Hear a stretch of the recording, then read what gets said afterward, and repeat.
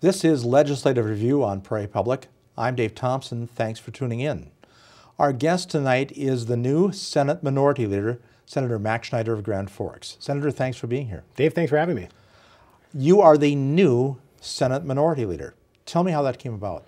Well, I was approached around December by a couple members of the caucus to run for leadership, and I gave it some thought, talked about it with my wife, and decided just to take a leap and do it. And I'm honored to have the job. It's a caucus that has a lot of talent. A lot of our senators have been serving for decades. Senator Mathern, for example, and Senator Carolyn Nelson. I remember when I was growing up in Fargo, I used to go door to door for them and work their campaigns when I was about 10 years old or so. And so being able to sit in the same chamber as senators who have that much experience is really an honor. And so I'm happy to have the job. So what is the role of the leader then? Well, the role of the leader, it's a lot of different things. It's number one, to listen. I think you really have to allow the caucus members to lead. It's not my job to get in somebody's face and tell them how to vote. They were elected by their constituents because they spoke to the values of that area of North Dakota. And so we're totally willing to let our members vote their conscience. But what I'd like to do is, maybe serve as a voice for the caucus and speak for us as one, and also just do my job, which is helping them do their jobs more effectively. Is it tough to be in the minority? We'd rather be in the majority, and we're working to get there someday. But in North Dakota, you really can get things done. And we believe that the force of good ideas can span the partisan divide. And over the years, you've seen that happen. In the mid-2000s, the Dem-NPL was the party that was talking about providing property tax relief using state resources. That was resisted in a lot of ways by the majority. Take a more specific example, the tax credit, homestead tax credit that was unveiled in the executive budget, nearly identical to a bill that was introduced by Senator Mathern a number of sessions ago. And so we're fine coming up with good ideas and having them embraced by the majority eventually. We think that makes for a good product for the people of North Dakota. So we're proud of our role.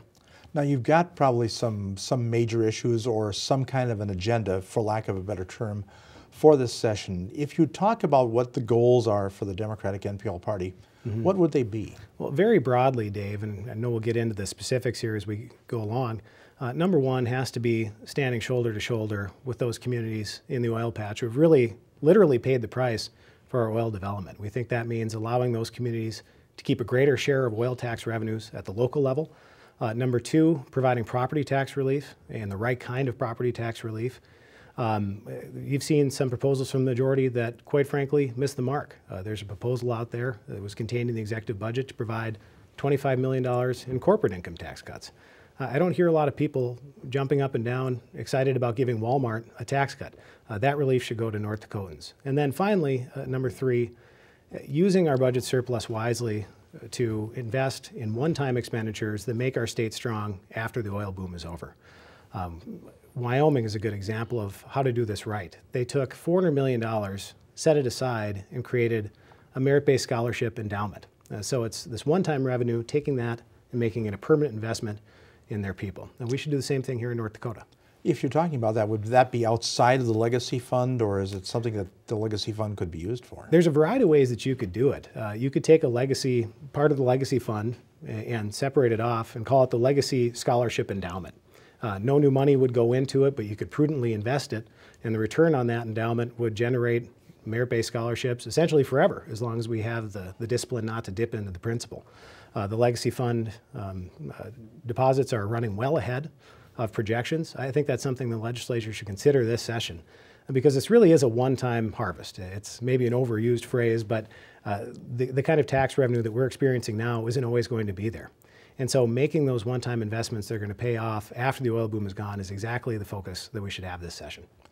One-time investments, for example, infrastructure development. Yes. And that was talked about in the Senate this week because the Senate went with this fast-track bill to get money out soon to start building roads. Yes, that passed the Senate today, and it was actually messaged to the House right afterwards. That's something that we're supportive of, but we feel that that approach could be taken for other initiatives as well. Number one, this does get money to road projects early, allows local elected leaders to bid projects more early than they have in sessions past. But instead of just doing this for roads, Why not address the daycare crisis? Why not get more highway patrol officers on the roads out there to face that critical need? Why not fast-track emergency medical services and address those needs? And so that's an approach that, again, we're supportive of, but we'd like to see replicated in a variety of different areas. Any possibility of that happening? We're going to push for it, Dave, and we think that it's a good idea. Nobody is saying that Western North Dakota couldn't use more highway patrol on the roads right now. It's a critical public safety need, and so we're going to be pushing for just that. Of course, Western North Dakota is part of it, and you do see the needs and you do see the impacts that have happened out there, but there were legislators who argue that there are needs all over North Dakota. Mm-hmm. Absolutely. I come from North Grand Forks. It's about as east as you get. When I go on a jog, I can get to Minnesota in about 10 minutes. But I believe that we have a moral obligation to stand by Western North Dakota. And certainly there are needs all over the state, but those needs out west, they're great. And the good news is that we have the resources so that we don't have to pick and choose between a medical school in Grand Forks and making sure a road gets fixed out west. If we're wise about our budget, we can do both, and that's what we should do. Speaking of that, I wanted to ask you about, we did talk a little bit about the education funding plan, which provides property tax relief. The governor wants to make it to have enough money so that no local mill levy would exceed 60 mills. And you're hearing a little bit of pushback now that's saying, well, is that sustainable? What's your thought? Well, I think it may be time to look at funding K-12 education and property taxes as separate issues. I've certainly been supportive of the so-called property tax buy-down in the past, where you essentially substitute increased state funding and reduce local mill levies dollar for dollar. That approach has made sense in a lot of cases, and I think it's going to continue this session in some form. But where that has fallen short is in communities like Dickinson, in Minot, where valuations have increased even beyond the amount that we bought down local property taxes. And so we're going to have a proposal that we're going to advance this session that would exempt the first $100,000, up to $100,000 of the value of a primary residence as a different way of funding property tax relief. You continue property tax relief for commercial property, but the focus really is on providing property tax cuts for North Dakota homeowners. And so that's where we think the focus needs to be.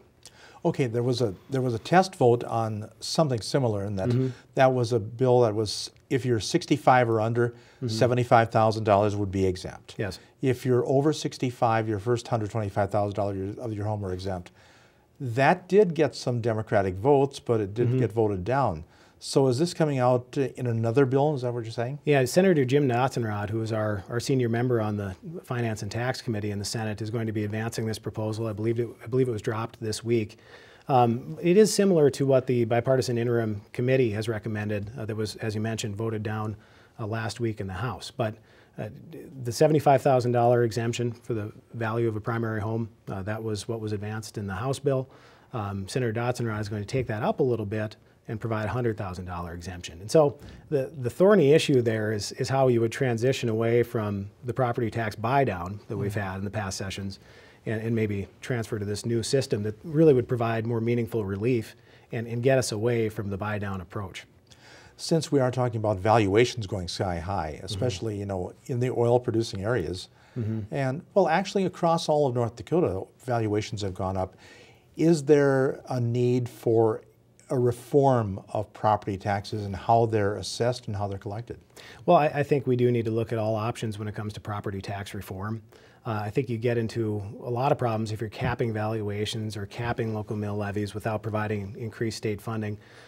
People like to keep it local in this state. They like their parks, they like their schools, they like local control of where their kids are going to go to class.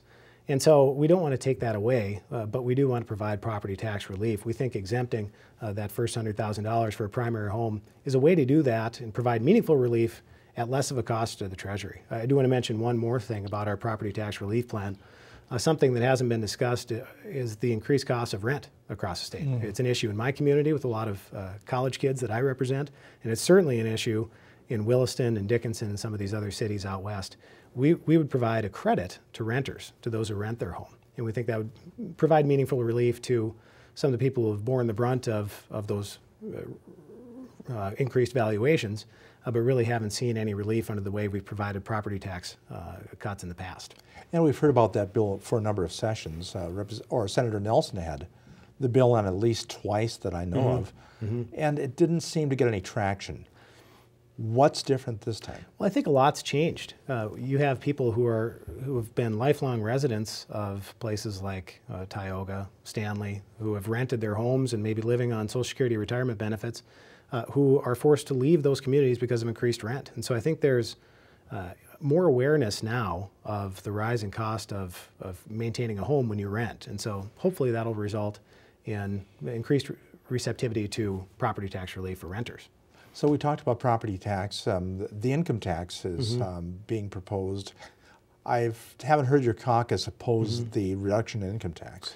Yeah, two issues there with income tax. There's corporate income tax and then there's personal income tax. And speaking for myself, just to address the corporate income tax issue, it's $25 million identified in the governor's budget. I think it's been embraced by the majority, and nobody can explain to me why we're doing this. The way small businesses, like the one that I have a part ownership interest in North Dakota, but most small businesses are taxed as pass-through entities. And so we pay income on our personal income tax return, not at the corporate level. So when we're talking about corporate tax cuts, we're talking about a big box retailer from Bentonville, Arkansas, Walmart, that's going to get relief. I don't think Walmart's even asking for corporate income tax cuts. I don't think they're going to lower their prices if they get one. And so not particularly enthusiastic about those corporate tax cuts. That relief should go to North Dakotans. Can you make the changes? Can you get enough traction from the majority party to get enough votes to make those changes? Well, we certainly hope so. The majority party, they're receptive to good ideas, and we intend to advance those good ideas. And if they want to adopt them as their own, that's fine. But on this issue, it really is a matter of practicality over ideology. I don't see a lot of benefit to these corporate income tax cuts that have kind of been rolled out. 25 million, is that a magic number? Where did it come from? Why not more? Why not less? None of those questions have really been answered. It's sort of been thrown out there. Our point is, take that relief, make sure it stays in North Dakota for working families. One tax type that hasn't been talked about very much up until now has been sales tax. Now you have a couple different proposals. Senator Sinner has the one concerning clothing, to eliminate sales tax on clothing. And then Representative Becker from Bismarck has the one to actually lower everybody's sales tax by 1% to make it 4%. How does your caucus look at that? I think it's good to look at all forms of tax relief and give it a fair hearing and give it a lot of scrutiny. Senator Sinner's proposal, I think, makes a lot of sense, especially in border communities. Exempting clothing from the sales tax, make our retailers more competitive. And for back to school shopping, maybe it saves families a couple $100 a year, whether it's back to school or over the holidays or whatever else, when they're buying blue jeans or Christmas presents or things like that. So it's a way to provide tax relief and also make our retailers in our border cities more competitive. Yet Minnesota now is talking about, and Governor Dayton has talked about this, to say we're going to tax clothing now at the $100 plus level. So we've got a little bit of odd juxtaposition, if you want to call it. Yeah, it's a tale of two states. Minnesota looking at increasing taxes on clothing, and North Dakota looking at eliminating it. And so when I spoke earlier about making our retailers more competitive, that would make it doubly competitive if Minnesota goes the other way. Now, outside of taxes, some of the other issues that, spending is going to be a huge thing because there's money to spend, and there's money that people want to save, and there's money that's going to go into fast tracking, as we looked at on transportation.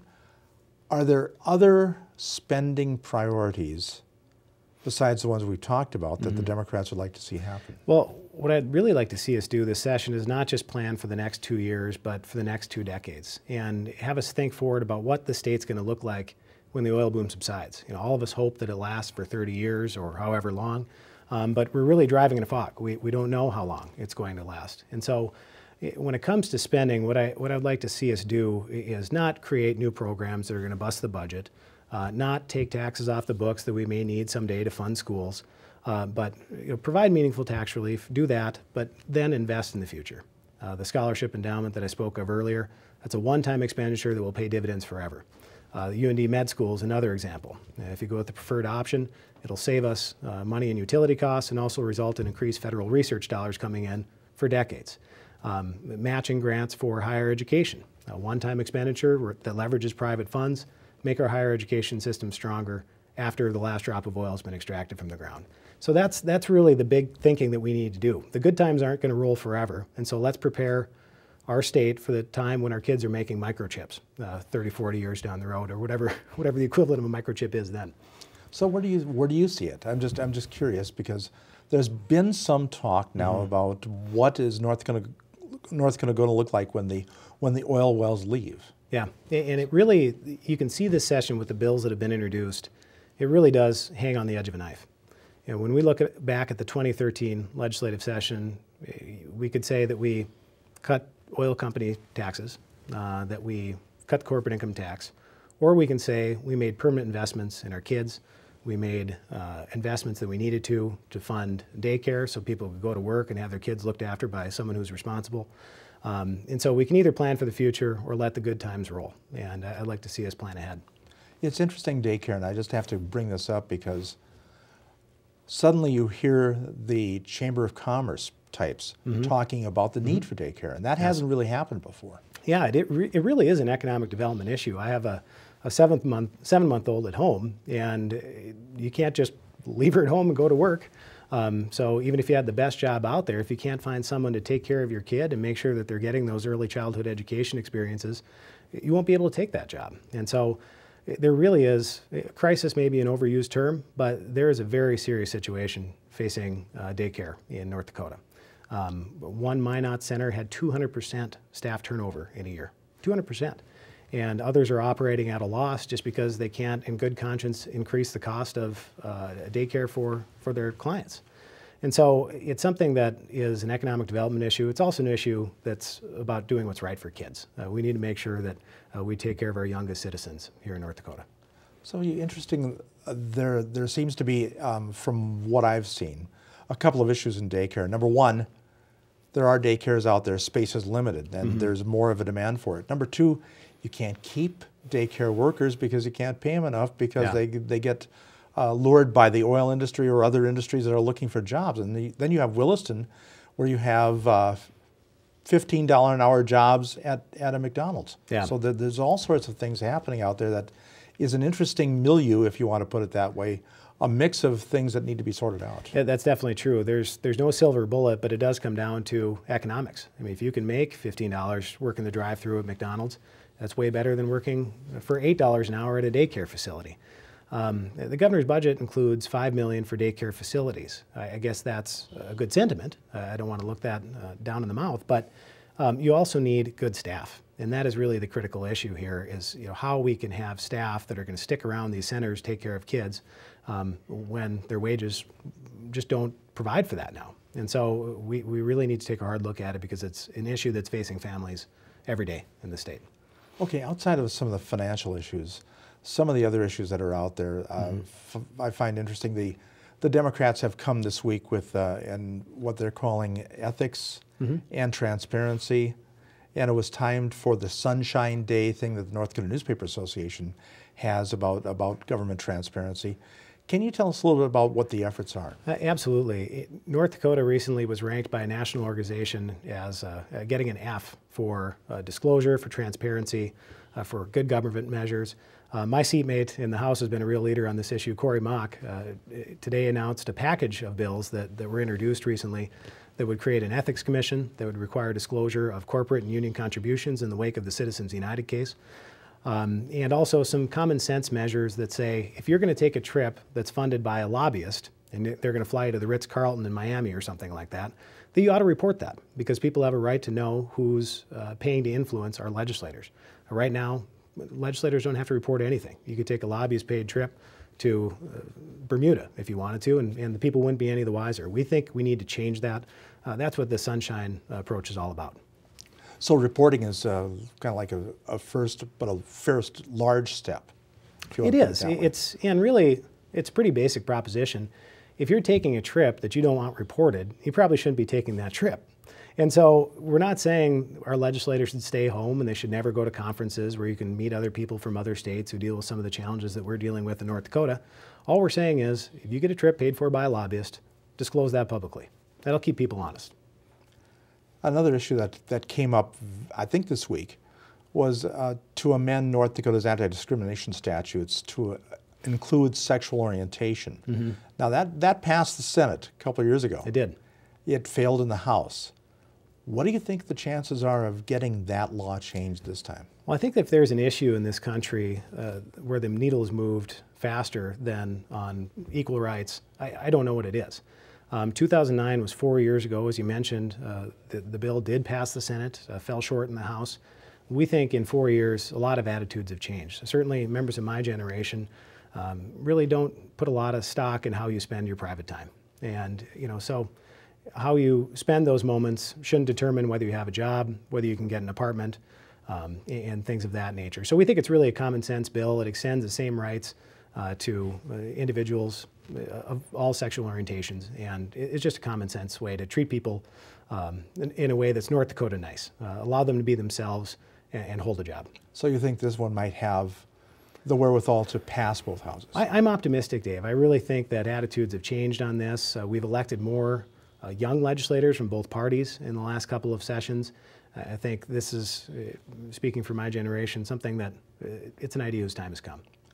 I almost hesitate to wade into the next issue, but I have to because the bills are in the House now, and there are a number of bills dealing with gun issues. Not gun control necessarily, but gun rights. So have you looked at that whole pile of issues, and how do you feel about it? Well, I haven't gone through all the bills with a fine-tooth comb. They are on the House side at this point. I'll say for myself, I'm happy to have received the A rating from the NRA. I received their endorsement last election, and I think that's because I've consistently embraced the responsible gun ownership heritage that we have here in North Dakota. And so we'll take a hard look at these bills, but I think what North Dakota does right now, we have it right. I mean, we're not restricting law-abiding gun owners from using guns or buying firearms for recreation or home defense, and we have a pretty low rate of violent crime. So I'm not sure we need to change anything here in North Dakota. Okay. Also wanted to ask you in the few minutes we have left about the expansion of Medicaid and Medicare, because that could be a very hot button issue in the House, I guess. Yes. The House has got it right now. Very much. And just a little background on that issue. Under the Affordable Care Act, or the health care reform law, however you want to describe it, states are eligible to expand Medicaid and receive 100% federal matching funds to cover more citizens and provide better access to health care. Now, if this were federal funding, 100% match for roads, we would jump at the chance. We wouldn't even think twice. And so I'd like to think that we wouldn't turn down this opportunity to ensure more North Dakota residents, give them access to care at no cost to the state. It really is an issue of practicality over ideology. I know the governor has rightly supported Medicaid expansion. There are pragmatic members of the majority who see the issue for what it is, which is as much about practicality as it is compassion for your fellow citizens. And so it shouldn't be a controversial issue. This is 100% federal funding. We can do the right thing. It shouldn't be, but there is grumbling, and you hear that. So. Yeah, that's true, and it stems from an ideological proclivity against the healthcare reform law. But I think the governor had it right on this one. Leave politics in the hallway. Let's figure out what's right for North Dakota. What's right for North Dakota is to insure more of our citizens and make sure that our hospitals aren't left with the bill when uninsured citizens get treated in emergency rooms. It doesn't make sense to go any other way. One thing that's part of the healthcare debate is the healthcare exchanges, and North Dakota has decided to leave it in the federal government's hands. Mistake or not? Well, I think that remains to be seen. As a general matter, I think it would be much better if we had North Dakota elected officials overseeing a healthcare exchange rather than some bureaucrat in Washington who's never been to our state. And so we'll see as we go forward whether there's an opportunity to have more state control. I think as a general matter, the more state control that we have over any issue, the better. And I certainly don't think healthcare reform is any different in that regard. In the moment or two we have left, are there some hidden issues that you see that might come to the forefront and might be somewhat controversial? Well, all I know is water cooler talk, but there has been some discussion about cutting oil taxes. There is one bill in, I know. There is one bill in. I believe it's a representative from Minot who's introduced that. I first want to acknowledge the tremendous amount of capital that oil companies have invested in North Dakota. They're the goose that laid the golden egg in some way. But at the same time, we have a lot of challenges that we've experienced secondary to the rapid development of our oil resources. And so we need to address those challenges first before we talk about cutting taxes on oil companies. Now is not the time. We've got to stick by the people of North Dakota rather than having more money go out of state to some of these oil companies. And one, just a very short answer. Do you support the idea of opening bars on Sundays before or at 10 o'clock? I can't think of why anybody would need to be in a bar before 10 o'clock on a Sunday. That raises a couple of issues. I have to take a look at it, but you should be at home or in church 10 o'clock on a Sunday. Sounds good. Thank you, Senator, for being here. Yeah, thank you very much, Appreciate Dave. it so much. Our guest today on Legislative Review, Senator Max Schneider, the Senate Minority Leader. He is from Grand Forks. For Prairie Public and Legislative Review, I'm Dave Thompson. Thanks for tuning in.